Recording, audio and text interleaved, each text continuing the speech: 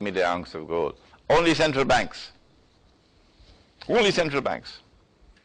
So what, central banks are the only people going to be using this money? No. All of mankind are using this money. And so number one, to destroy the redeemability to gold meant destroying the integrity of money. And number two, declaring that only central banks can redeem the US dollar, nobody else, meant that this money had only 0.1% integrity. It was totally fraudulent. Well, then where were the scholars of Islam? Where were the muftis in the 1940s? Where were they? Could they not see? If you're not allowed to speak, like my freedom to speak, I don't think will last for long again. And my freedom to travel, I don't think will last for long again. But if I don't have the freedom to speak, and if I don't have the freedom to travel, can't I at least write? Can't I publish something?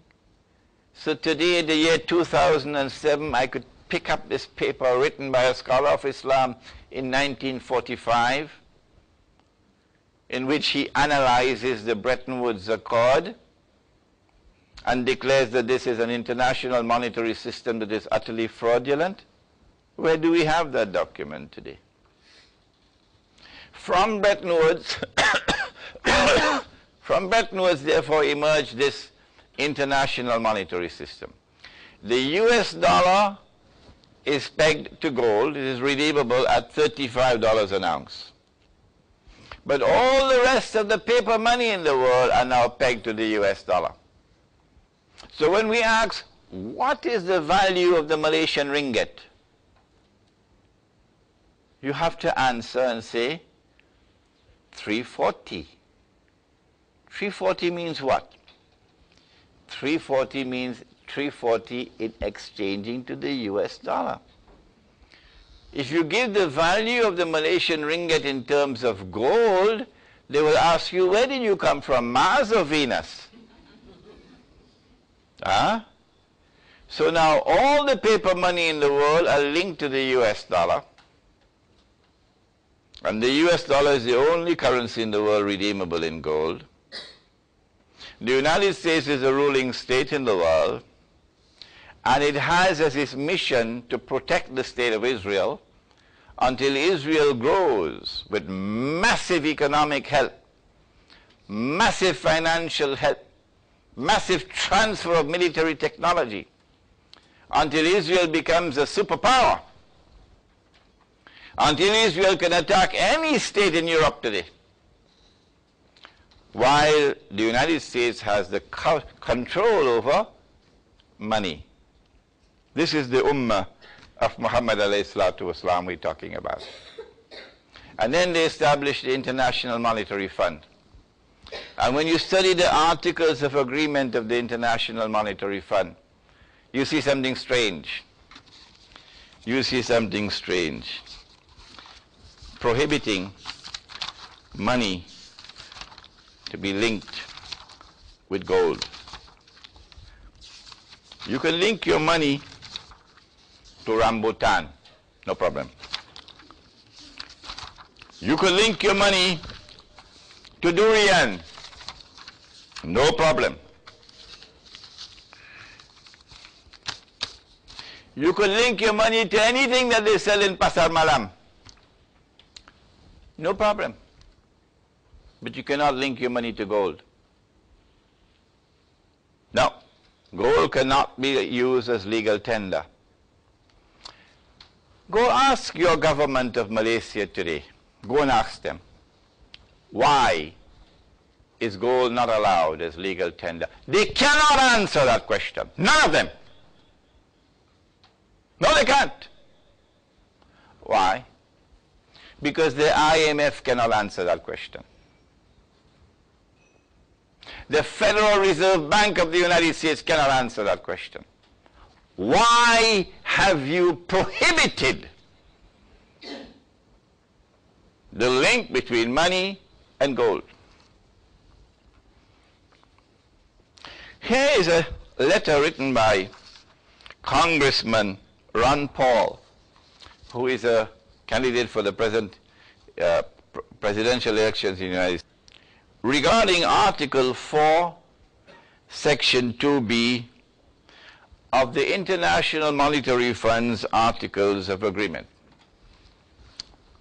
As you may be aware, this language prohibits countries who are members of the IMF from linking their currency to gold. Thus, the IMF is forbidding countries suffering from an erratic monetary policy from adopting the most effective means of stabilizing their currency. This policy could delay a country's recovery from an economic crisis and retard economic growth, thus furthering economic and political instability. I would greatly appreciate an explanation from both the Treasury and the Federal Reserve of the reasons the United States has continued to acquiesce in this misguided policy. Please contact Mr. Norman Singleton, my legislative director, if you require any further information regarding this request. Thank you for your cooperation in this matter. Ron Paul, United States House of Representatives. Ron Paul has been waiting 5 years for a reply. They will not answer. Why?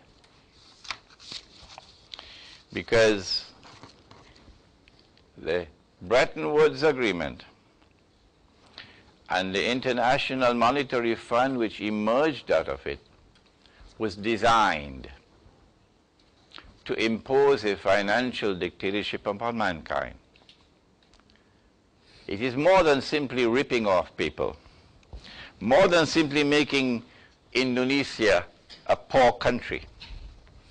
It is actually financial dictatorship.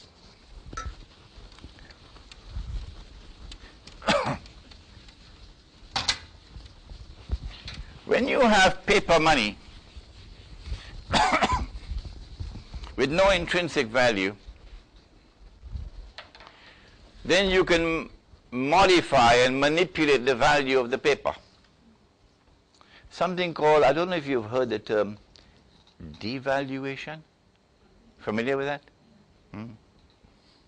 Devaluation. The Quran in 3 places has prohibited diminishing the value of people's wealth, property, services, goods. Allah says, وَلَا تَبْخَسُوا النَّاسَ أَشْيَاءَهُمْ. Do not diminish, make little the value of people's property, wealth, etc. وَلَا تَبْخَسُوا النَّاسَ أَشْيَاءَهُمْ. Okay. In April 1933, President Roosevelt of the United States, the Federal Reserve Bank has just been established in the United States, and it is a private institution, not a public institution.